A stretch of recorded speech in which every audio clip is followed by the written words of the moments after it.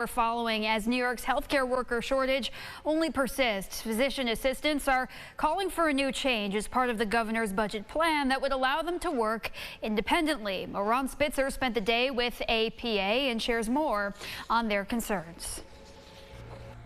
According to a recent Harris poll, 2 in 3 patients in New York are worried the healthcare worker shortage could affect them.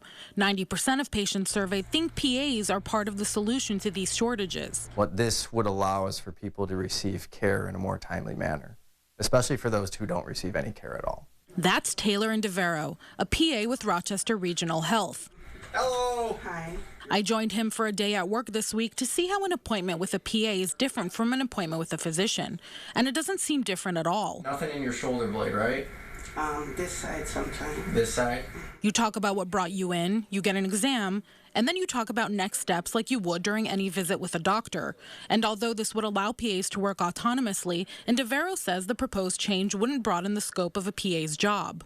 We practice in every setting, every specialty, and provide care to people of all ages. So from a scope standpoint, this is not changing our scope of practice, because the more experienced people are already seeing their own patients, and they may be seeing their own patients somewhere where there's not a physician on site. Healthcare workers would still communicate to provide care. This is a team game.